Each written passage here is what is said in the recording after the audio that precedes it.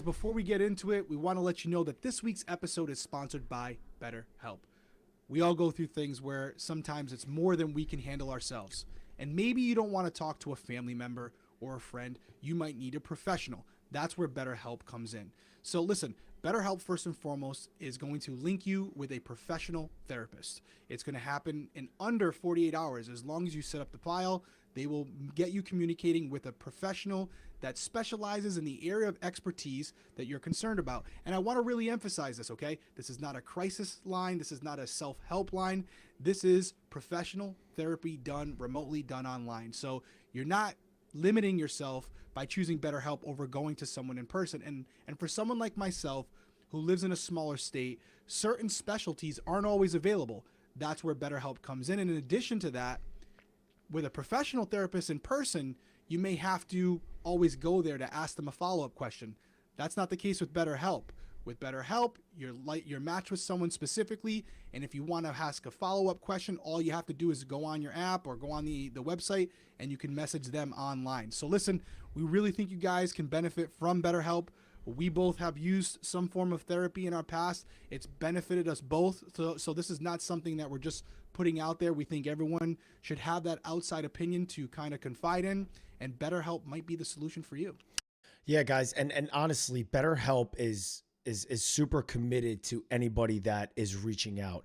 And so they're trying to facilitate great therapeutic matches. So they are always changing therapists. If you don't like the interactions that you're having, they are willing to help you and willing to change. So guys, this is a incredible thing.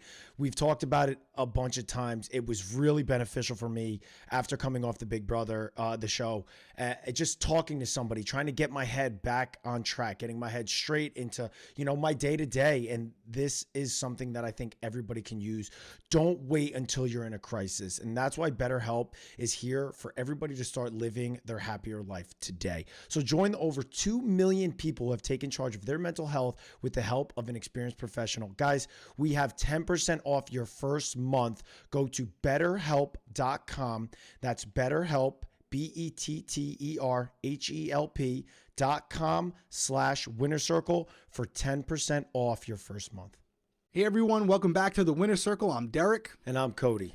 And we are here changing it up a little bit because we're catching up since Big Brother last week. This is going to cover Survivor's episode 2 and 3, all in one. So it might be a little longer. Again, episode 2 was during the Big Brother finale. And for those of you who are just joining us for Survivor, we did a 4-hour live stream. So we really didn't have time to cover Survivor that night. And we wanted to give it the attention it deserves. So we DVR'd it. We watched it over the weekend. So now we're including it in this week's episode. Yeah. I mean, I just want to say first and foremost, this is our first episode after the live. And I want to say to everyone in this channel, thank you so much for the support. We have jumped over 13,000 subscribers, which is a huge milestone for us. So really quickly, I want to give all the thanks to you guys that have been tuning in. Our listens on iTunes are incredible. Our views on YouTube are incredible. And so for those of you that are in here that are listening and enjoying it, obviously do not forget to subscribe to the channel and turn on bell notifications, because I was trying to do our live last week, and when Derrick and I were setting it up, Christy was like, I'm not getting notifications about your live. Like, I didn't even see that you guys were live. And I was like, check if your notifications are on. So for all of you that are out there, it may be something that you just slip up on. Make sure you guys are turning on notifications and subscribing to the channel, because we love growing with you guys. Nailed it. Yeah, no, it was a great night. We had this idea come out of nowhere, and clearly it was a good idea. It's not going to be the last time we're going to do it. But yeah, it was great. We had a lot of people check it out. As Cody said, the subscriber count went up, and we enjoy doing it. So to be completely transparent, we would be doing it either way. We just decided to start recording it. But it is great to have that community that we're building, because it does make us a little bit closer with you guys. We're not doing it for the monetary gain, because I can promise you guys this, we're not making much money with this, although the advertisers are definitely starting to come, and that's because of you guys. So we're only going to get as far as you guys are willing to take us. This is a community thing. We're doing it together, and we're going to keep on rolling. We'll see how it goes. Okay, so we're going to start with episode 2 of Survivor, because we can't go forward without going backwards first, and we don't want to leave out the context of when we start talking about our idol and exile of the evening tonight. So Episode 2, Cody, you want to start us off? Yeah, so episode 2 started after we had a two-way eviction on the first episode. We saw Abraham went home, and we saw Sarah go home from Ua and Yasa. And so now we come into this episode, and it starts us off where, like, the tribes are coming back from tribal council, which I'm always like wondering, like, well, what's the vibe like? Like after an eviction in Big Brother, we're like, okay, we're moving on. We're moving on. But this week, in the second episode, it was a little bit different because Ua had that commotion go down. That's right. It ultimately caused Sarah to go home. And Yasa was like, Abraham, it almost seemed like it was like as a group, everybody was like, okay, ready to send Abraham home. And so the episode starts, and it was interesting because the first thing we saw was Brad, like, gets back the next morning after the tribal, is jetting down the beach in order to hide in a bush by where the water is, in order to listen to a conversation that JD and Ricard were going to have at the water, like, tub, whatever you want to call it. The well. The water well, the wishing well. And Brad, I was like, dude, you are doing way too much. Oh, you didn't like it? I was like, bro. So my biggest thing is this. You didn't like, did you ever see Tony with the Spy Shack? No. He did something similar. It was pretty funny. Okay. So I guess, that's because I haven't seen, some of the recent seasons. But for me, it was more so like, okay, so this guy, Brad, is going to hide out and listen to them. And he tells Sean, and he tells Jenny, who Jenny is like his closest person, I think. But he tells Sean, and he immediately gets ratted out. Like, the second Ricard and JD come back, Brad's ratted out. So I was just like, when it was happening, I was like, dude, this is super suspect. If he gets caught, it's going to, like, cause a ton of distrust in him. And, I mean, Shan just dogged him. Straight. Everybody that comes out so far this season of Survivor and just, like, openly thinks that they can just divulge information to people, they've been getting burnt. They've been getting burnt hard. And, I don't know if he's from the South. I definitely know after tonight's episode he works on a ranch, but I feel like with Big Brother and Survivor, you have these people from the South who come in and, like, where they come from culturally, like, your word is your bond. It's basically like an ironclad contract. Mm-hmm. And so I do think some of them come in there thinking, if I shake on something, I mean it. And they feel that should be reciprocated, but they don't realize that these other individuals who are, Survivor OGs or I should not say OGs, but are super fans, mm-hmm. Know that you can, as the great Mike Boogie once said, you can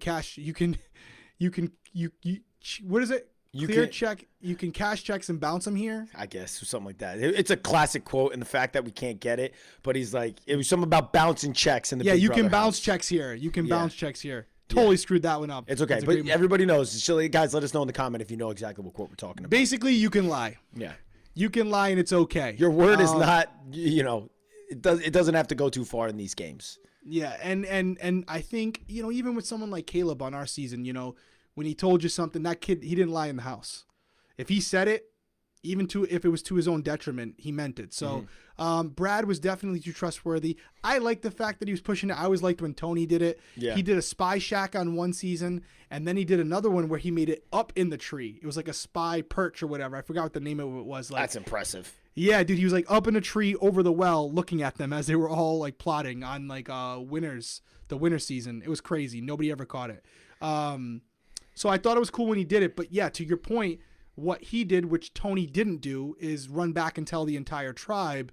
And so it kind of, you got to realize that even though you're in a tribe, ultimately it's an individual game. Mm-hmm. And so you can't go in there this early building trust with everyone. I don't have an issue with it being one person, but when you start divulging information to an entire tribe, mm-hmm. you have to understand that even though it might be a good move, these people are ultimately your competitors. So if it is that great of a move, they're going to be threatened by it. They're not going to be impressed by it. And that's what happened here.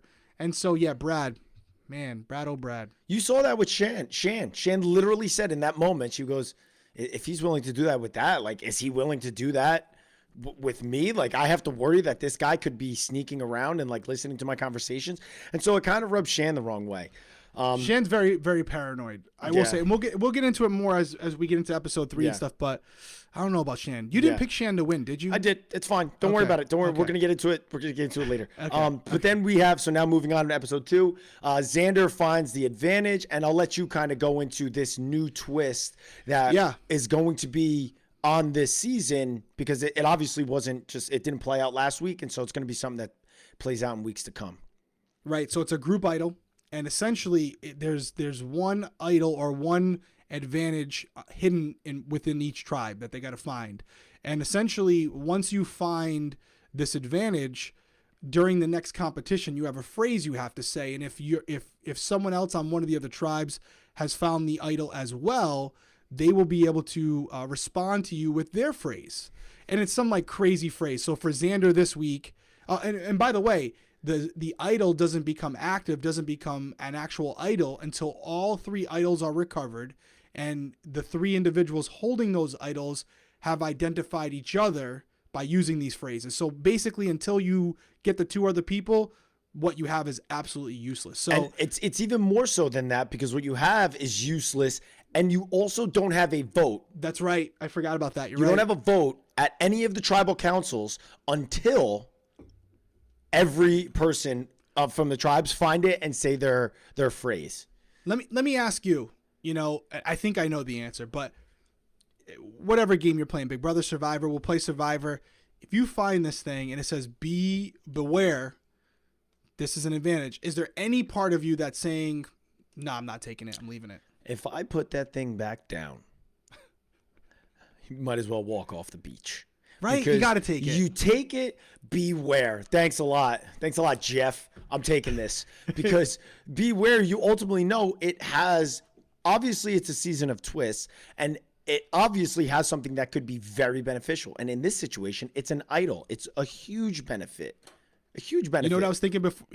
Before you answered that? I'm like, this is the kid that on our season there was a button, and you were like, push it. I was like, wait, what? Whoa, let's talk. Don't talk about it. Push the button. You're like, no, you got to push it, dude. We're on Big Brother. You got to push it. And I was like, but it could destroy our game. You're like, it's not going to destroy our game. And this was Frankie. He goes, it's not going to destroy our game.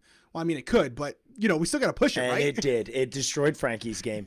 And it actually really did. It destroyed his game. But that's a different story for a different day. It's a different. But I knew, I was like, you take it. And I think I'm with you. Like, as calculated as I am, it's too early in the game not to take it. You got to take it because more than likely it's going to be something that puts you at risk short term, but could benefit you exponentially more long term. So we get to the first challenge, right? Is that where we're going with this? So we can talk about the immunity challenge. We're at the immunity challenge. We're at the immunity challenge, and Xander says his line, which is something along the lines of, I'll paraphrase, I've been so delirious, I'm starting to think that butterflies are just our relatives, our dead relatives talking to us. First thing I thought of. Did you what did you think of when you heard that? Nothing. I was just like, that's weird. What'd you think of? You don't remember on season 18, Paulie? They had this segment of Paulie. Oh yes, the butterfly. He saw like the flies, and he started crying. He's like this. He started crying. And I shouldn't laugh, because he obviously said it was something that was sentimental. And Paulie and I, we do our catching up with the Cowbros. And my parents were like, Cody, you're wrong. That is something. And I was like, what are you talking about? Like, growing up, there was a robin was my grandmother. That was her favorite bird. So whenever we would see a robin after she passed, it was like, okay, like, oh, maybe that's Gigi. And then my Mimi was ladybugs. So whenever we see ladybug, we'd be like, oh my God, Mimi's here with us, blah, blah, blah. Don't know where butterflies came from. Well, listen, shout out to Gigi and Mimi. Shout out to Gigi and Mimi, yeah. And I also think Paulie would even admit that part of it in the house is just being in there. Yeah. It just, it messes with everybody. Big time. So I think Paulie was also trying to get some brownie points, being like, look at me crying. Don't vote me out. The butterflies. No offense to Paulie. No, kind of, but what you're going to do about it, Paul? Just kidding. He's going to see you before he sees me. He's going to kick the shit out of me. So Xander says the line, and he's kind of looking around, hoping someone else says it. But at this point, no one else has found the advantage. So everybody is looking at him like he has 3 heads. What did you just say? And Jeff, my favorite is, Jeff goes, little abstract, or like calls it out. I was like, oh, God, He's Jeff. so good, man. Yeah. He's so smooth. Nobody picks up on it. No. So then we have the competition. Luvu wins. Yasa gets last. And Luvu gets to send one of their people to the island where we've seen they can either risk their vote or they can save their vote. And also picks Evie to go to the island, which Right. I thought was, I mean, it ended up working out so great for Evie, right? Like she played it so good. She's good. Yeah. She's good because also, so yeah, she sends Evie. They sent Evie. Evie's from Yasa. And yeah, Evie was from Yasa. Yeah. Right? Yeah, she's from Yasa. And it's her and Deshaun. That goes in. He's a doctor.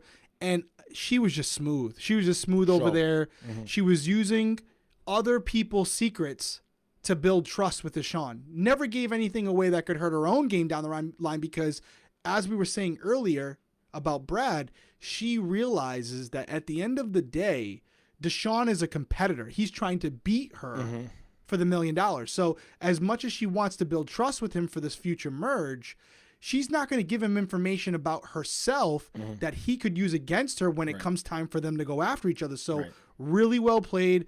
I like Evie a lot. I think she's going to be someone that's going to be around for a very long time. Yep. She understands the value of information, and she also understands the value of divulging information of other people because that's not going to affect her. It's only going to affect the people it's about. Right. And then she even took it a step further and said to him, listen, let's work together here. I'll give you the extra vote. I'll just save my vote.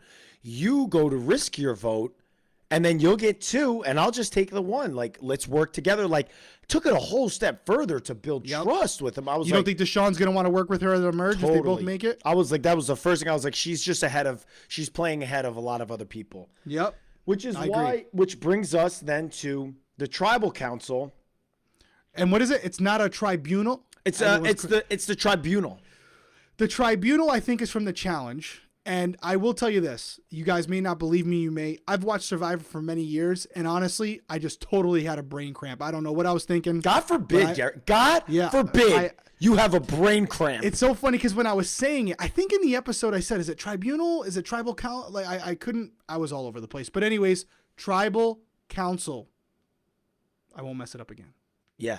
And you better watch yourself in the comments. But yeah, so it brings us to the tribunal. Council, the tribunal council, the tribal council, messing with everybody out there. Don't come for us because I'll come for you. Wait, what? Brings us to the tribal council. Yasa is pretty much, they're talking and it's like Xander and David or Voce, they want Tiffany gone because they're like, we're losing. We've now lost back-to-back weeks. We need essentially what Abraham was saying. Now, what I don't think they realized was, okay, hey, Abraham was doing this last week. Look what happened. Like, it got him booted.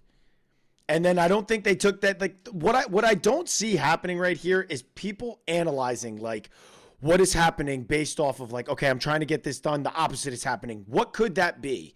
Or, like, I want this, or I tell this person this, and now stuff's not going. Like, what could that be? Like, who could it be? Could it be someone that I trust? Like, it doesn't seem like anybody's, like, spidey senses are tingling based off of stuff that is literally happening right in front of their faces. So they're talking about wanting Tiffany out, and Evie is pretty much like the snake in the grass that's just taking this information and is like, okay, well, I don't know if I want that.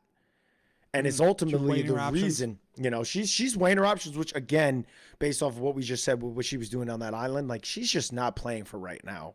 She's playing ahead. Mm-hmm. And so, Yasa is there.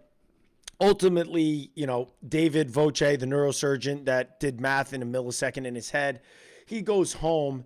And do you think that was a good move for the tribe or a bad move? Well, I did give Evie a compliment a little while ago, and I stand behind it, but maybe this is just my inexperience because I've never played. I don't think it's a good move. I know they know that the merge is coming at some point, but if you're basing these decisions just off trust, because that's kind of what I got from Evie, where she's like, hey, I'm looking at it like once we merge, I want to have people left. Even if we lose every tribe, every immunity challenge from here on out, I want to be left with people that I think I can trust. And maybe it was just the edit, but they really made Tiffany seem not like someone you could trust. She was all over the place. She was constantly, she was erratic. Yeah. She was irrational. We saw it a little you know, bit in this next episode as well. But even in the episode 2, Evie said, like, I'm not so certain anymore. Like, she's really all over the place. But I guess she probably felt like David, and this is not an insult to Tiffany, but David being the guy who's doing math, like, at the tribal council, like, maybe Tiffany's a little bit more malleable than David, and she might be able to manipulate Tiffany a little bit more, where David, maybe based on her conversations with him, she realized, like, this guy's super intelligent, sure of himself, set in his ways. There's no way I'm going to ever be able to convince him to do things that are good for my game, so therefore he's got to go. Right. And I think that's ultimately what she came to, but I don't know. I mean, there's probably still at least 2 or 3 more tribals, and again, I guess you're only trying to make it to the merge, but by you eliminating people like David, who is extremely intelligent and appeared to be in good shape, would I take him over Tiffany? Yeah, of course I would. Yeah. And so, you know, I don't know. I guess it's a strategy, and it's worked before, so I guess it's definitely, you know, Evie's got to do what she thinks is good for her game at this point, and maybe, like I said, she feels like going forward, Tiffany's someone, if she can get her in her back pocket, she can use her as a weapon or at least as a vote down the road. Yeah, maybe she just feels like like she may feel more comfortable about herself going and interacting with people when the merger happens, and is more confident that she can maybe gain trust from people than Tiffany can. You know what I'm saying? Like, oh, right. Well, Tiffany, I think people are just going to kind of just throw her. She'll probably get sent home early. I think I'm more confident with myself gaining trust than Tiffany, where maybe she felt David Voce. She was like, he's more of a threat. Like he's likable, like he's intelligent, he's smart. That he's somebody I might not be able to beat. Right. Or just somebody like, okay, well, if we merge and now our tribe is dwindling and we merge into a tribe like Luvu, who's got 6 people, are they going to gravitate towards someone like him or someone like me or someone like Tiffany? I think they'll gravitate towards someone like him over me, but I think they'll gravitate towards someone like me over Tiffany. So, you know what? That could be it. I don't know. I'm just speculating. That's not a, you know, listen, you go in there and you're competing against, 18 people to start. If you can get out 2 competitors before you even get to the merge that may potentially beat you, I guess now your chances are 1 out of 16 over 1 out of 18, right? So probability goes up. It does make sense because they sent home Eric Abraham the first week, David Voce the second, 2 decent players. Yeah. Definitely would help them from a physical standpoint. Yeah. But I mean, that kind of covers, I mean, we did about 15 minutes on that episode, but it covers kind of the gist of it, right? Totally. I don't think we need to take a deeper dive into it. So now we're into tonight's episode. Yep. Episode 3. And we're coming off Voce, you know, just going home, David Voce going home. And Xander realizes, they don't show it a lot, but I'm sure Xander realizes, like, he wasn't expecting that, and now he knows where where the line's drawn in the sand, and that if they have to go back to tribal, barring any setbacks, he's going home. Right. You know? So that's one thing we could take away from it. And this is another week now where we're learning more about the idol. Before I get into the immunity, what happened tonight, the advantages again. Well, I want to go into actually that advantage that Shan actually, it wasn't Shan, it was Liana. Liana missed it at the fire, right? Yeah. And I didn't like how they started the episode, because they started where she's like beating herself up. And I was sitting there being like, what is she going? Why is she so where are we going with upset? this? She's talking about her dad. And yeah. stuff. By the way, horrible story about her parents. Oh my God. At 5, making her choose. What's up with that? That was gut wrenching to even listen to and then try to like put in perspective. How traumatic is that for a kid? Choose? Obviously, it was traumatic. She's still talking about it and getting super Maybe she's cool with him now, and that's fine, but damn. Yeah, like, that's a lot. Parents out there, if you have young kids and you're going through a bad time, which happens with people, you decide to get divorced, you don't look at your kids and make them choose between the Mom two or of you. dad. You work it out. Yeah, I was watching that. I'm like, yikes, that's tough. But I got a question for you. Mm-hmm. I think we're going to get into it this episode, but I know that Brad, in addition to what we're going to talk about in a couple minutes, does have an immunity idol. Did he discover that in the first episode or the second episode? I'm sorry, this third episode. So that immunity idol that he went home with in his pocket was the immunity idol we're going to talk about. In the same episode, yep. Right, so it's not technically an immunity idol yet. No, so that's why it was an issue, and he was like, I went home with it in my pocket, but it was, it wasn't like he could have used it. Right. But we'll get to that. We're kind of spoiling it a little bit. We're sure all of you watched the episode. You're not coming here if you haven't seen it yet. So don't let me get ahead. Is there anything we want to get to before we talk about the discoveries of the advantage? So there was a second advantage, right? That was dropped off in all of them. So the immunity idol was something that we were introduced to last episode with Xander. Yep. Now this episode, there was this immunity there was this advantage, another beware that was dropped off at each of the tribes, at each of their islands or whatever, their camps, at each of their camps. And it was pretty much get in this boat tonight, sneak off, get in this boat. If you do not get in the boat, you lose your vote at this next upcoming tribal council, and you'll find out what it is. But the only way you find out is if you get in the boat. And that was dropped off. So that's what Liana was getting all bent out of shape about with hers. And so we had these three, I guess, advantages were found by Sydney, Brad, and Tiffany. Yeah, but Tiffany told everybody because she said that she found it in front of them. Tiffany only told Evie and Liana. All right, so she told her two counterparts, and she kind of put it out in the episode like, hey, guys, just for you watching at home, I wouldn't have told them. Right. But they saw me grab it. Same thing. Sydney, actually, nobody saw. She grabbed it from the fire, but nobody saw it. I can't tell. They didn't show it in the episode. You know what I mean? Right. So and then it was Brad definitely told his people. He told Shan, and he told obviously he told Shan, and then he also told Jeannie. Jeannie is his Jeannie's, other ally. I think, is his number one, and then I think he wants Shan to be like his one, and like his final three. The threesome there that they were going to ride to the ender. And so he divulged not just about that advantage to Shan, but the idol. He divulged both to her. Right. So he finds that idol, which is the second idol of the 3-part idol that we talked about 10 minutes ago. Right. And he also has a phrase. And what I want to I can't remember exactly what it was. Broccoli is basically just small trees. This dude. All right, let's get into it in a second. So they find this, okay, but that actually should bring us to. Well, they go to the island. They go to the tribal or whatever. They take the boat. They go over to this place. Okay, so now all three of them sneak out. I don't think they were caught, but again, in a live show where we don't have any feeds, we have no idea. Could be shown in a later episode. We don't know. Right. So they all go. They escape to this island, and it's another kind of, risk or protect your vote kind of situation, except there's a tarp at play or stealing a vote. Right. But now with 3 people, it's a situation where, okay, if 2 choose steal and 1 chooses tarp, the 2 get the steal, the 1 loses out on the tarp. If all 3 choose tarp, then they all get a tarp. But if all 3 choose to steal the vote, then nobody gets a vote. Mm-hmm. So I was like, so then they start talking about it. Yeah, it was awkward. They start talking about it. And here's Tiffany. This is where I'm just like, Tiffany is she's going to talk her foot into her mouth because she's just jumps in and is like, well, I think, you don't want to do it. So I'm going to steal because you said you wanted to tarp, right? And I'm talking about, she's pointing at Sydney and Sydney's like, well, I mean, I put that out as an option. I wasn't really guaranteeing it, but sure. And even Sydney was like, she's playing way too hard, way too fast. She made me feel uncomfortable. So and then Tiffany's like, hey, you guys just want to go in there and roll the dice? We'll just roll the dice. You don't, so you're not going to give me anything. So you want to just go roll the dice? Doesn't matter. Whatever you want to do. Whatever you want to do.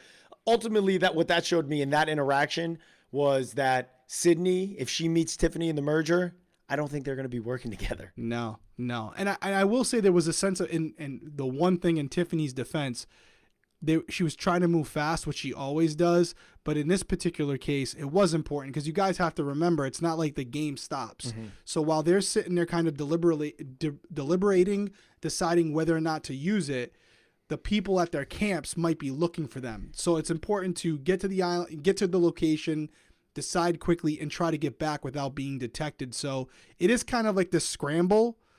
And it doesn't really tell us exactly what they decide on. It just, ultimately they go make their decisions. But Tiffany and Brad do decide to steal a vote, right? And Sydney decides to stick with the tarp to save her vote. And what we learn, if we're going to fast forward there, then we can go back. Brad is the one who gets to steal the vote. Does Tiffany get it as well? She gets it as well. Yeah, they both get it. So they both get to steal the vote, and Sydney gets the tarp. She gets nothing. Oh, that's right. She got nothing because those two still exactly. So, but she still gets to vote. She still gets her vote. That's what she was really concerned She about. was So like, she I'm not doesn't get the messing up my tarp, vote. Yeah. but she gets the vote, which is big. But the thing the reason why I think it'll stick with Sydney is because it's frustrating, right? You're risking getting caught, having to explain to your tribe, like, where were you? What were you doing? Ultimately to come back with nothing. And I think who she's going to pin that on is going to be Tiffany. Oh, for sure. And so she ultimately had to leave. They did not get along. So that was a little twist, which I got to be honest with you. I hope they throw stuff in like this every single week, because that was cool. I love the whole sneaking out, like the covert op. Like Brad took it to a whole nother level. I was like, I'm going to do my shoes. I'm going to do this. I'm going to make sure. So if they peek over in the pitch black, it's just the moonlight, they're going to not see me. I'm like, yeah, I think he was good TV. He was very good TV. We're kind of giving it away here, but Well, we already said what happened at the end of the episode. Yeah, we did. Okay, so before we get into the JD debacle, I think we have the immunity challenge first, right? We have the immunity challenge. Yes. Right. So we have the immunity challenge. Before the immunity challenge starts, again, and it's funny that Xander has to say it every time, but Brad now has the second piece of this trio idol, if you want to call it that, and his is, something along the lines of, broccoli is basically like small trees, but he completely botches that. But my luckily hair enough for him, and my nipples, but broccoli is like small trees that we eat. I was like, what? Thank God Xander picked up on it, and they had it in the episode where he says it, and then Jeff actually gives Xander a layup to say it too. So because I think even Jeff and production know, like, the kid just can't come and not say the same thing out of nowhere, because anyone with half a brain is going to realize that something's up here, because now it's the second time he's making it. So Jeff kind of throws him a layup like, hey, here's your softball. What do you think about that? And Xander picked up on it and was like, yeah, it's kind of like me last week saying, the other day saying that my butterflies are like our dead relatives talking to you, so they got it across the two. That was an alley-oop by Jeff.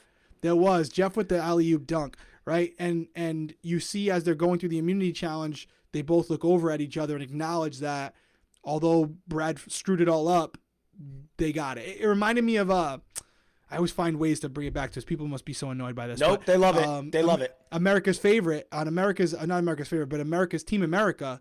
We all had to say something. So it was like, what's your favorite food? Apple pie. I remember Donnie. Or it was what was that on the quarter? Bald eagle. How's my Donnie? And then we had Amber in the background. Cookie dough. Shut up. Cookie dough is the best. Shut up, Amber. And there was also Caleb starts giving this big explanation about how he likes his dessert. We're like, we already got the three, but we're good. We know it's these. So we go through the competition. Luvu. Yeah, so the winners are Luvu and also Yasa. Yasa gets the win. But Luvu's the main team. Luvu's killing it. They got a great team, strong team. And this kind of goes back to what I was saying before, because again, you have I know they finished second, but you have Yasa and like Tiffany again, like Jeff was like, "Oh, the 3-point dive or whatever." Like, she's definitely slowing them up. She's definitely slowing them up. But again, this is a strategy that they're okay with, because they're saying to themselves, "Hey, you know what? Yasa, we're not the best tribe, but as long as we don't finish last, we don't go to tribal, and we're building an alliance based on people we think we can trust." And now I feel like this is like a Survivor. This is something that happens every season on Survivor. There's the tribe that's struggling, and there's a tribe that's winning everything. So they're just competing, they're dominating, even when they have to sit people out. Then there's the tribes that struggle, and once the tribes struggle, they always get out the athletic people. This is why I don't think I would ever do good, unless I just was like, you know what, I'm going on Survivor. Let me just slim down, not say I'm an athlete, and just go in there and try to be like super weak, not say anything, and just kind of skate by. Because I feel like if I went in there and went hard at a competition and my tribe lost, they'd be like, Cody's got to go at tribal council. Yeah, he's a threat. He's got to go. With the merge. We need to worry about the merge, not the 4 weeks that could lead up to the merge where your tribe goes from 6 to 2, but the merge. And we got to get our strong competitors out. I feel like it always is a thing, except for the team that's winning. But then ultimately those people, the athletic people, get targeted immediately the second they don't win immunity, the individual immunity. And that's the thing about Survivor, because there are always like a mental element to it, but they are all kind of physical in nature. And the thing about Survivor that you don't have in Big Brother is, ours are called HOH competitions. Theirs are called immunity challenges. And with the immunity challenges, you get to play every week. So you can run the table. If you're really good, a la Matt Holloway, who won like 5 in a row to win the season. Like, there was an alliance. You probably didn't see the season, but there was an alliance. Matt Holloway, is he engaged or married to Meg? They got married. Congratulations to Meg and Matt. They just got married. Meg is also awesome. So shout out to the both of them. Yep, shout out. We got to get him together. On here. We definitely do. I can make that happen. He's in the winner's circle. He won. He is in the winner's circle. And he was in a situation where like a group of 5 people said, Matt, we don't want to work with you. There's 5 weeks left. There's 5 days left of the show with an immunity challenge every day. Just so you know, we're sending you home, basically. And he's like, oh, okay. He won every single immunity challenge to the point where he got to decide who was making fire. Yeah. Like he was that good. But that was Matt, one of the best. Shocked he hasn't been back on yet. It's absolutely crazy. But there's some politics with that I won't divulge. But there's definitely reasons why he's not back on, but hopefully he is in the future. Back to this competition. Ua loses, but from the edit, at least, it looks like JD was the real downfall to their game. He's kind of been professing to them that he's like this athlete, he's a great competitor, and all these things. And like Brad said, he's been over-promising and under-delivering. Yeah. And in this particular challenge, you basically have to take a beanbag and kind of land it on these little like shelves, kind of, definitely so to speak. Wasn't easy. Wasn't easy, but he was doing some type of he thought he was going to basically like run and jump and get close to it, almost like a basketball layup, and just kind of lean and lay it on there. But it's a lot higher than you think. And he was like jumping. He was nowhere close to it. I think he might have been higher when he was just standing there. Like, I feel, how do you go down when you jump? But it was not good. And he quickly gets behind. He never catches up because it was kind of neck and neck. It was anyone's game to win. Yeah. But JD kind of was essentially the reason for them losing. He didn't live up to his part of the challenge. Yeah. And Ua comes in 3rd place, and they will be going to Tribal Council. Yeah. And so then they get back to the camp. They're back at the camp. They're all talking. They're like, okay, they're trying to figure out who's going to be the person that goes home. Who needs to be the one that goes home? Brad obviously throws out JD's name because he's saying he's underperforming and overpromising and underperforming. Jeannie kind of hops on board with it. Now this is where it gets a little slippery. They tell Shan. So now Shan's in on this, right? Shan, man. So now Shan's in on this. Shan, man. The Shan, man. She's Shan, man.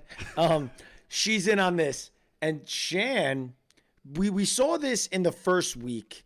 It was when JD was really, his feet were in the feet to the fire. And you saw like JD and Shan have this relationship, obviously. Like she didn't want to turn on him. JD was like kind of like, it almost was like he was like looking to her to be like, save my life, please. And she did in that first week because she was tight with Ricard. She's really tight with everybody in there. Probably not now because she showed her cards this week. She drew a line in the sand. But JD is walking up from the beach. After he takes a walk, he knows he's like beating himself up. He went to go get some water. He goes, I'm going to get some water. She's like, you know what? I'll take the walk with you. Bring my water back. What is this? What is he doing? He comes back and clear as day in his completely unzipped pants.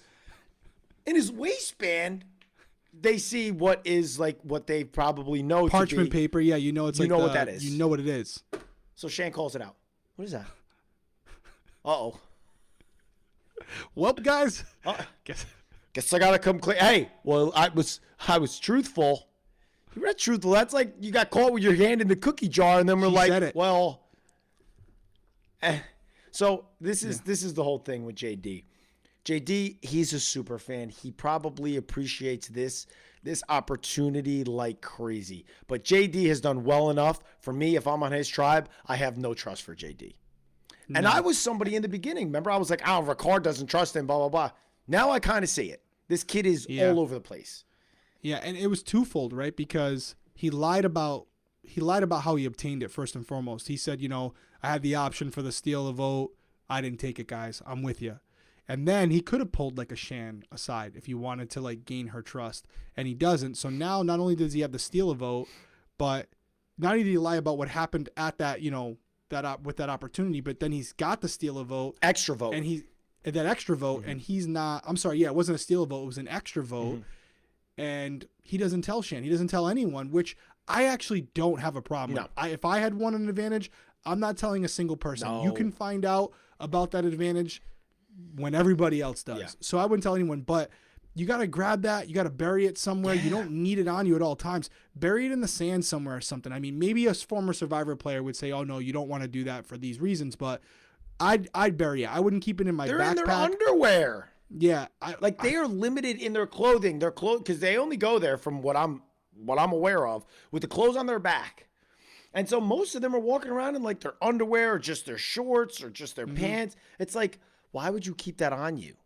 That should not be on you. I don't know if maybe we are wrong, but I can't imagine. That would be buried 100% somewhere where you got to dig to find it, and nobody's going to dig that deep because you got to know exactly where it is. Exactly. And because we know with an idol, like an idol, you're reaching into a tree, you're finding it up top, you're finding it down by a tree. You're not digging like X marks the spot to find an idol. So nobody should find it if you bury it. And I was like, dude, now he's essentially asking and being like, you guys saved my life. Like, obviously, this is what they've been doing the last 2 weeks. He looked like a puppy dog. He's like, I guess I got to kind of tell you now. But what was interesting about that is they kind of, at that point, they're thinking, JD's got to go. Or at least everybody but Ricard. And then Ricard gets into Shan's ear. And I don't know yet if Shan is impressionable or Shan is playing like she's impressionable to get further in the game. Like she wants other people to feel like they're in control. We're going to find out down the road when Shan has to make moves to see if she's able to do that. Because right now she kind of just seems like she's going with the flow. But at this point, it's up in the air. So Brad wants JD gone, and JD wants Brad gone. And then you have Jeannie, who's the number one ally of Brad, who's thinking Brad's going to be fine, JD's going home. You have Ricard, who wants Brad to go home. And then you kind of have Shan. Shan's in the middle there. Right? So Shan can really make the difference because Brad's going to vote for JD. JD's going to vote for Brad. Here's where I don't know like what the dilemma was probably in Shan's head. Brad doesn't get to vote because Brad has the idol. But they don't know that.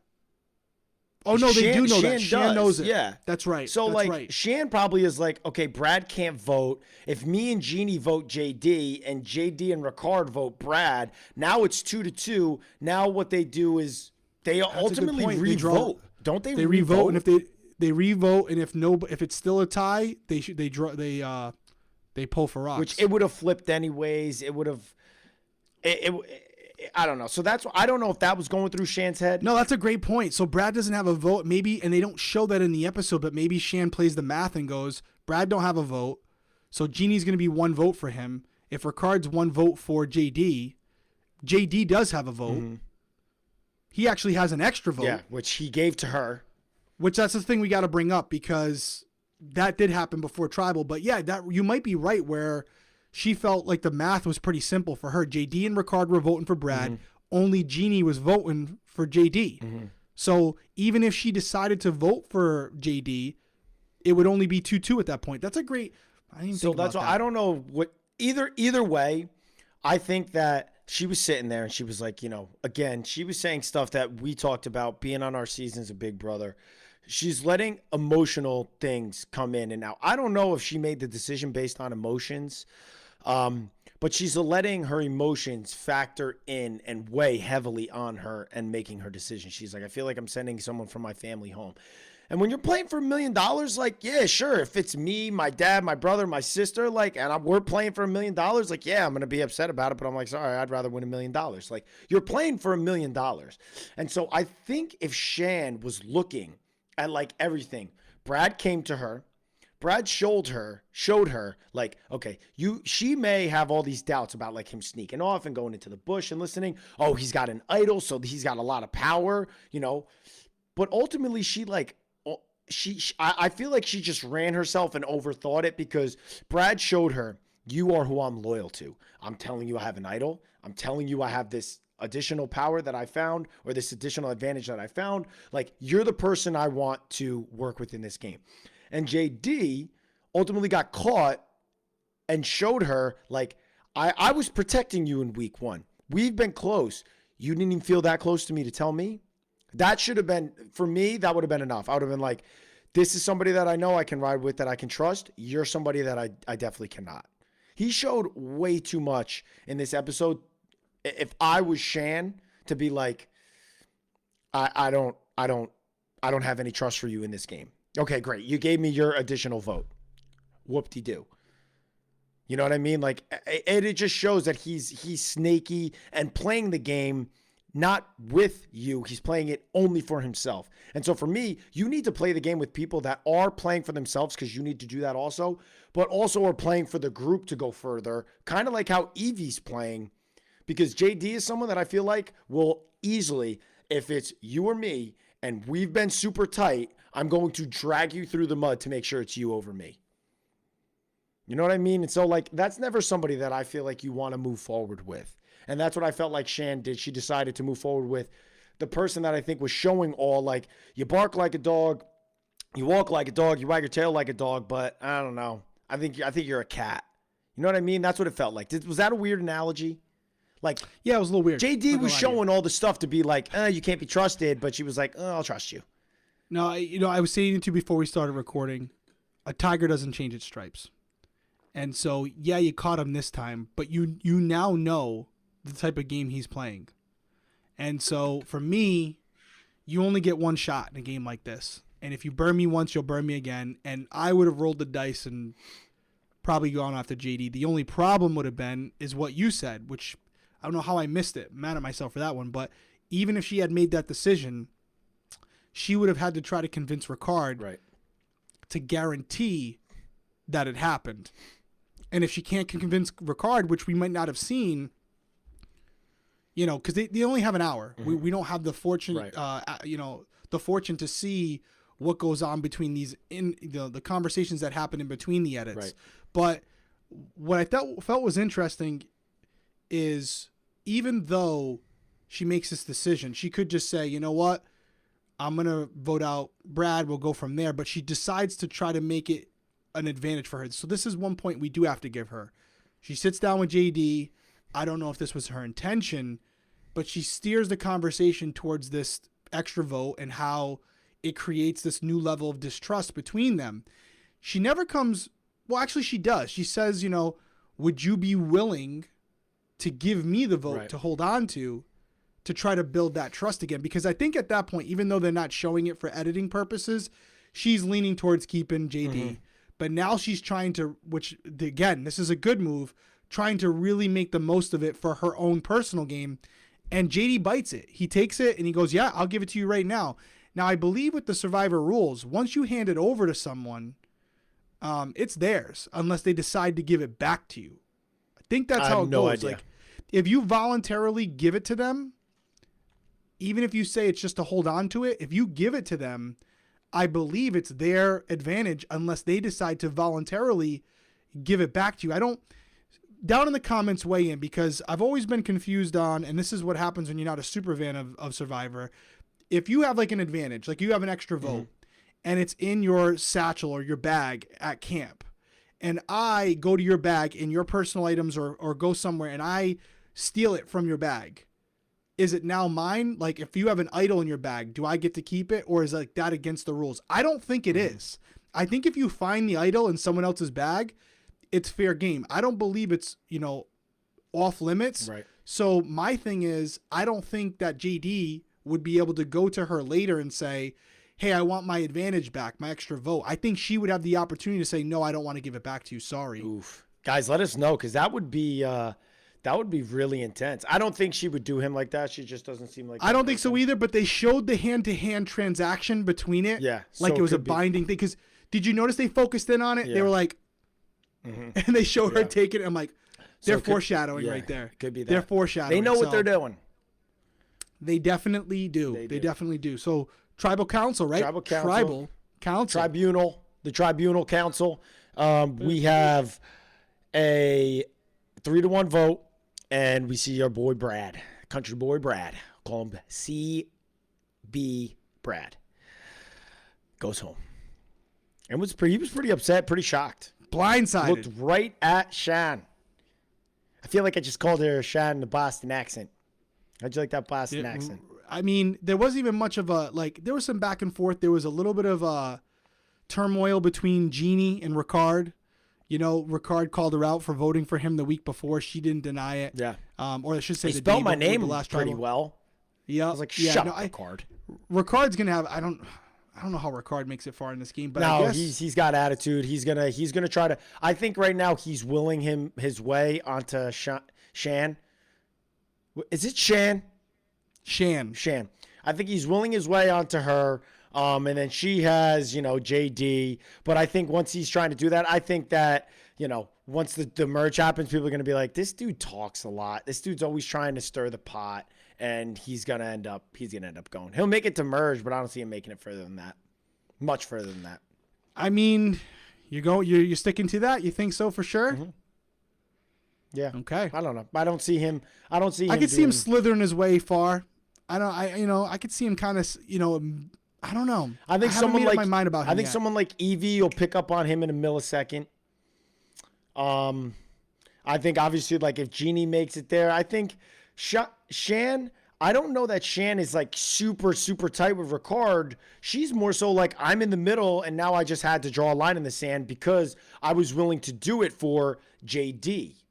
Like I was willing to draw a line in the sand for JD. Okay, so I drew a line in the sand. Hopefully it doesn't bite me in the butt, but at the end of the day, I don't think it's going to in this tribe. And so, I don't know. I see him being someone that, like, rubs people the wrong way.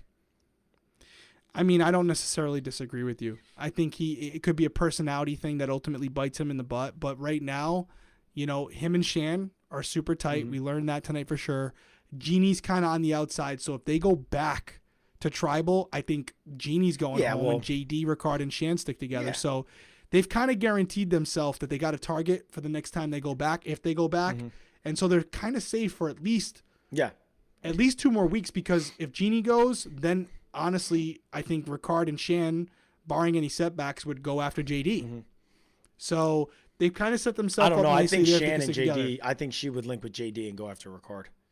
You think so? Yeah, huh? I think he'll make the merge, and then I don't think he'll make it any further than that. And I also don't think, like, what I think would happen was if they went down to 3 people and lost a tribal or lost an immunity challenge and had to go to tribal, do you think they would send home and make their tribe be 2 people? Or do you think that they would, like, okay, if they're down to 3 and, Yasa's down to 4, wouldn't they just maybe split them up? Because then how many would that be? 6, 3, 4, quick math, 13? I don't know. It's not an even number to really split it into 3 equal tribes. So I don't know. What's the number that they normally do the merge at? I don't even know. I want to say like 9 or 10. I mean, they're going to have it depends too, because they could split it into, they could do a couple things, right? So right now we have 3 tribes. They could divide them into 2 tribes, mm-hmm. or they could merge them into one big tribe. Right. I think with the amount of people they have, we're at 18 right now. I think if we have a situation where right now Yasa has already lost 2, Ua has lost 2. Right now. After 3 episodes, we're at 2 went home in the first one. No, we're at 14. We're at 14 right now. So they could technically right now merge it to 2 of 7. Yeah.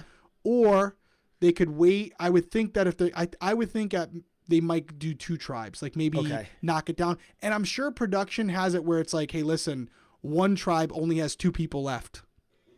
We can't even have them compete in the group immunity challenges. So it might be contingent on that where, like I said, right now, Luvu has everybody. Yeah.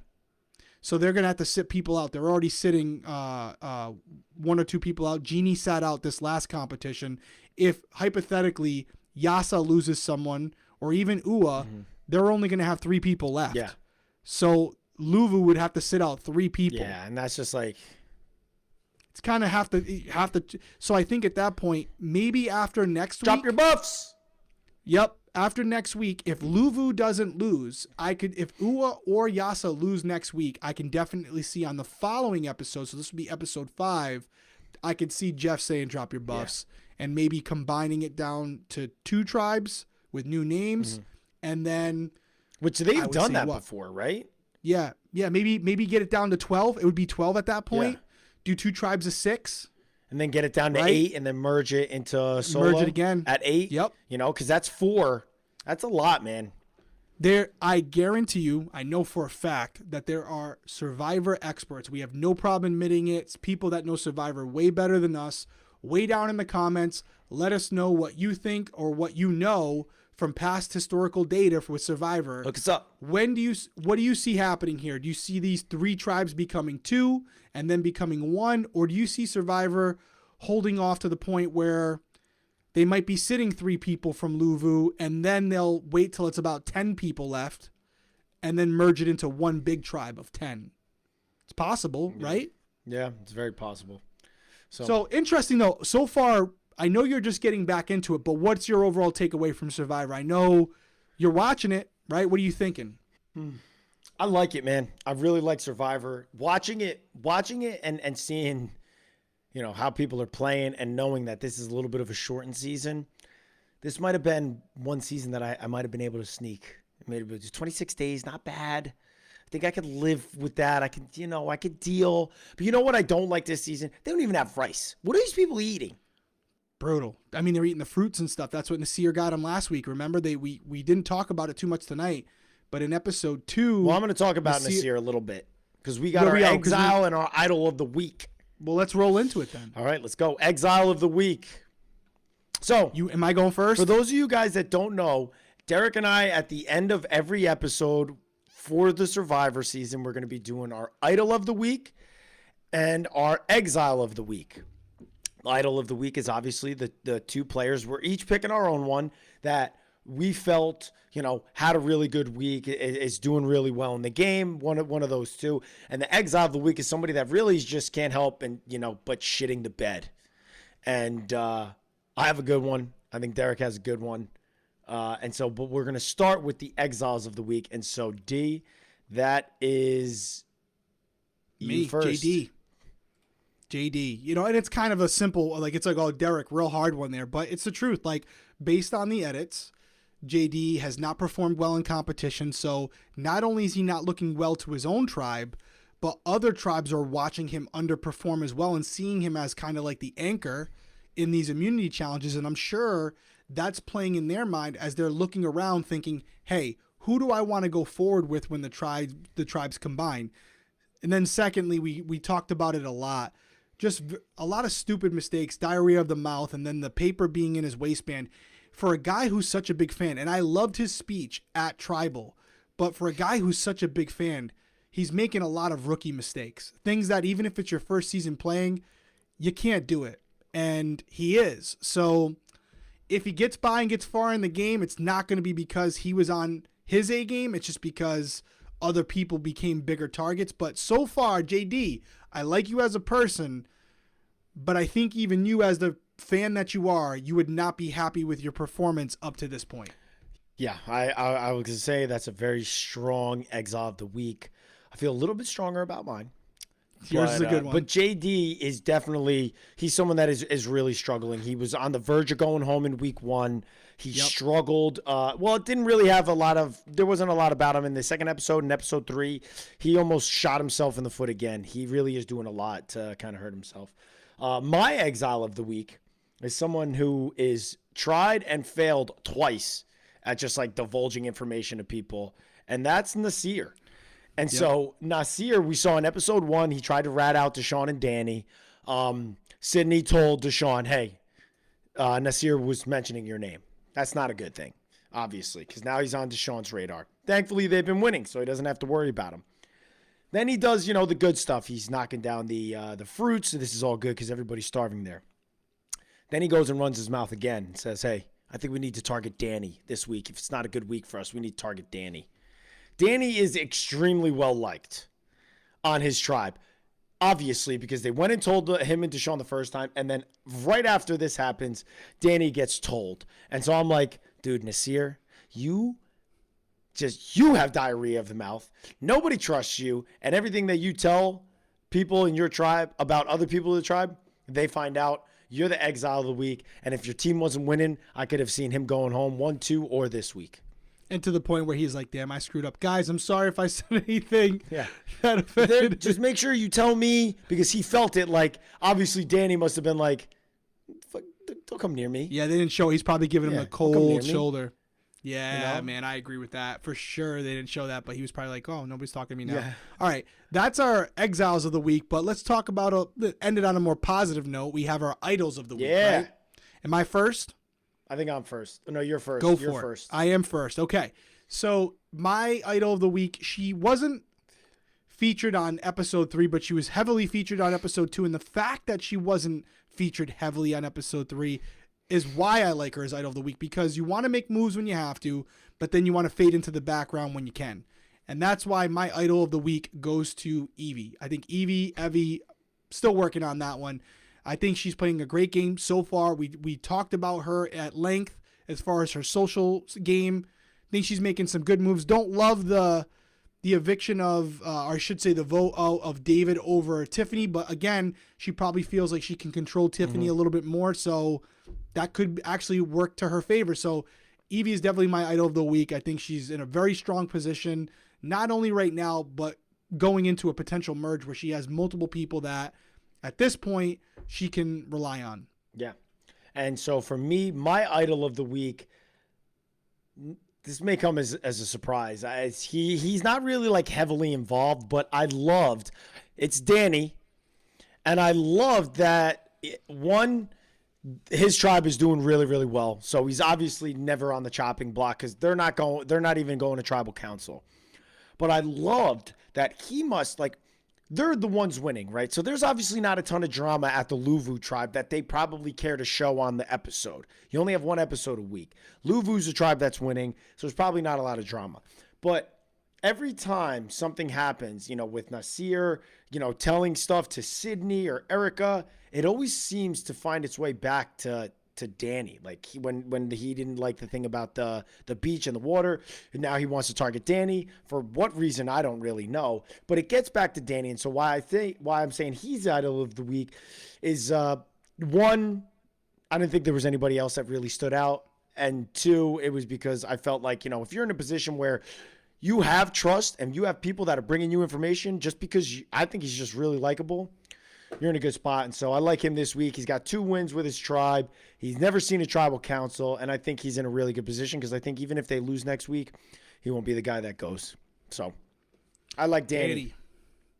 I think Danny, at the end of the day, it's going to come down. We know he's an athlete. I mean, he's a former NFL player, so he's definitely got that going for him. But I wonder how he's going to be at puzzles, how he's going to be at, the mental competitions. Could be extremely intelligent. I'm sure he played college football. Yeah. What was his degree? I mean, he might be a genius for all we know. They're obviously categorize him, his character right now is the jock, right, on the show. Yeah. That's his typecast. But, we've seen it before. Brad Culpepper was a former NFL player who was pretty good. I mean, he wasn't great at puzzles, but he was an all-around very good player, an athlete, etc. So, yeah, Danny's definitely somebody that when it comes to physical competitions, holding on to certain things, lifting, balance, he's probably going to be incredible at. So he is someone that later in the game, if he has a couple people he can trust and he seems like he has his right hand in Deshaun, that's really all you need is like 1 or 2 people. Deshaun can team up and go, win some comps together and maybe control this game. Well, that's the thing that it's cool about Survivor, where Big Brother, you don't really have it, which is why people probably have the issues that they do with Big Brothers, because you could have an alliance that ultimately wins the HOHs every week and then keeps the alliance safe. You don't necessarily get that with Survivor, because once it gets down to no longer a team game, I could have a group of 6 or 4 people that we're killing it. Like I win the immunity one week, another person wins the immunity the other week. But ultimately, they could just keep picking you off because your whole alliance can't win immunity once you get down to the merger. So I'll be pretty eager to see how this plays out. I'm really excited to see how the game, unfolds when we break it down into either two tribes or it's just merged straight up into one. Because then we're going to see a lot more, because it's already, each week it's already like, okay, there's only 4 people left in Yasa. Like, we already kind of can see where the drama's going to go. Is kind of now in that same situation. We'll kind of see where, like, if they lose, we already know where the drama's going to go. So I will say this, that I think Survivor doesn't hesitate to switch stuff up. And so I think they may be seeing the same thing that maybe I'm seeing as a viewer, and are like, let's just mix it up. Let's put them into 2. Let's mix it up. Because it's kind of getting it. If Luvu keeps winning, and these, like, we kind of are seeing now, Ua, Yasa, we know who they're going to probably send home next. So let's not give the viewers, something that they already can see happening. Let's mix it up. So I would love to see them switch it up next week. Merge them into 2. I was watching, I know you said you didn't see it, but they were showing some of the previews, and usually they give you like a heads up if that's coming. They'll show you some reactions. Doesn't sound like it's happening next week, but it does seem, spoiler alert, if you want to click off, now's the time. It does seem like there might be some drama between JD and Shan, because they just saw a quick clip of JD going, "She betrayed me." So it's going to be interesting to see. It's got to be Shan, because he's not tight with Jeannie. She just voted to vote him out. So it'll be interesting. I think next week's going to be a good week. Maybe he had like a conversation with her before this. Yeah, it's possible. It'll be interesting. I'm looking forward to seeing the dynamic now, because we're starting to get to a point where people are making alliances. Although I don't feel like, I think the strongest duo right now is Danny and Deshaun. But I would also say that Evie and Liana are a very strong duo as well. Strong. When I think about Ua, I don't consider Shan and Ricard a strong duo. No. I feel like they would slice each other up in a heartbeat, honestly. Even to the point where you said earlier, where Shan, in your opinion, will flip on Ricard already and go with JD. So I feel like Ua is just trying to survive. Yes. Where Liana and Evie are thinking long-term. I think Danny and Deshaun are thinking long-term as well. And then the rest are kind of like, they're still up for grabs.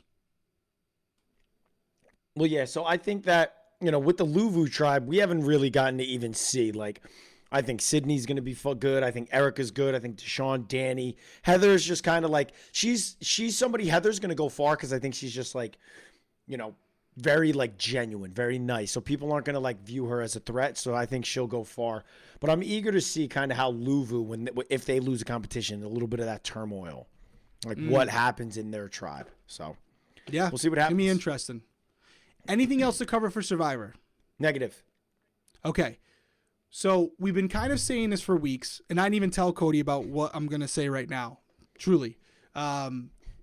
We really want to include you guys in our conversations. And Cody and I have some weird conversations, some debates. We talk about a lot of things. It's not always reality TV. I would even argue that most of the time we don't talk about reality TV. Right. But we do talk about a lot of different topics, pop culture, current events, politics, life. We talk about a lot. And ultimately, we want to, again, we're building this community we want to share with you. So we want to start talking about things other than reality TV, because, not to sound corny, but there's a lot more to us than winning Big Brother. And so if we ever want to branch out into that and to kind of expose ourselves more to who we are and not just Big Brother players, we got to start. So we're opening ourselves up a little bit, but we think it's going to be fun, because it gets a little redundant to only talk about reality TV. Right. And we want to do this for the long term, so we got to expand it. So we're going to start tonight, because technically this was 2 episodes. We usually do 2 episodes a week. This week, we're not going to do that, correct? Right. So to end this episode, I want to switch it up completely. We might start doing independent episodes where we just cover a couple topics that are in the news that you guys are hearing about. And for tonight, I just want to do one. And we don't have to go crazy with it, but I had mentioned to you, this was a topic that Cody and I had talked about off camera that we didn't share because we weren't at this point yet, but we talked about solar flares. Remember I mentioned it to you that there's a solar storm coming that could literally knock out the power grid for like years. Yeah. And you were like literally sitting in front of your computer like, are you kidding me? Yep. And you start looking it up and it's terrifying. Terrifying. So on that note, I'm super into like, obviously like, space, and I love SpaceX, and I love looking at the NASA things. I'm always watching the launches. And there was an article that actually came out. We're recording this on October 6th. This came out on October 5th. So I'm going to read this for you. Tell me if you've heard of it. I think it's pretty fascinating. Have you ever seen the movie Armageddon? Yeah. You have? Yeah. Bruce Willis. Okay. Bro. Bruce Willis. Okay. Aerosmith, Great movie. that song at the end, his daughter's in it. Don't sing it. Don't do it. So you'll get you? It'll make me cry. All right, I won't do it. Okay. Cody's got the angel of a voice. Wow, I'm slacking tonight. Voice of an angel. Thank you. I appreciate you saying that. You got that. Okay, angel of a voice. Tag that one down below. Yeah, Simba for life. Replace that one for Tribunal. Simba for life. Simba for life. So here's the article. It's NASA is now going to be launching a new mission. It's called DART mission. It will deliberately crash into an asteroid's moon in the name of planetary defense. So to kind of summarize this, DART stands for Double Asteroid Redirection Test. It's going to happen on November 23rd at about 10:20 p.m. And to kind of summarize the article, don't come for me if I mess this up here, but essentially, SpaceX and NASA are teaming up, okay? SpaceX is going to use the Falcon rocket. They're going to launch this thing called the DART into space. The asteroid that they're going for, I'm going to kill myself trying to pronounce this, is, let me make sure I say it right here. It begins with a D. These nuts. Oh my God. You really just went there, dude. You really just went there. Okay. It's called, so there's two of them. There's the asteroid and the moon, but it's called Didymos and Dimorphos. I completely This is a huge asteroid. Big asteroid, maybe, right? But it's 6,835 and then 83 miles away. So 11 million kilometers away from our planet. So it's nowhere near us. It's not going to hit us. No chance. But NASA wants to try to develop a planetary defense where, God forbid, there's an asteroid on approach to us. They can use this DART to send it up, crash into the asteroid going, I believe they said 15,000 miles per hour. Okay. I think I saw somewhere, like fast. Yeah. And they're basically like just fast, quote that. They're going to smash this thing. Here's my problem with it. I like that we're thinking ahead. Like, yeah, good idea.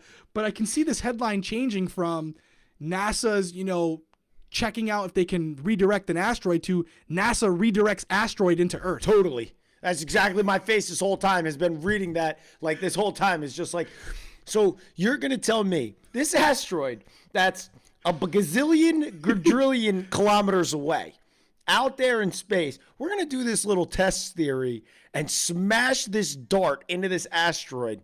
And we're going to see if this is going to be something like our asteroid defense team came up with this. And they're going to send up the DART to this asteroid. And all I can see happening is it just hitting this thing. And this thing is like, it's like going this way. Earth is over here. It's going this way. And then just hitting it and just going, pew, and tailing right towards Earth. I get it's nowhere close. Here's what it's like, a blessing and a curse, right? Because I do think, like, I always said to myself, like, what do we do if an asteroid's on its way here? Like, I haven't heard of, like, do they have like a secret thing that they could do? Or is it going to be like Armageddon where they're kind of developing a plan as they go? And so, I mean, I'm glad that they're being proactive, but there's an asteroid coming here. What are you doing? How do the dinosaurs, it took them out. Yeah, now, there's a whole nother different topic as to what was the asteroid that took out the dinosaurs. Was it an asteroid? Was it aliens? I don't know. Oh, are you that guy? Do you think was it aliens? Was aliens what came down in this ball of light and evaporated them and then planted Adam and Eve? But that's a little more. Where are you going right now? I don't know. But what if this asteroid is on its way down here? All right, you know what? I'll take this here. Asteroid's on its way down. You have a day. What are you doing? Oh, man.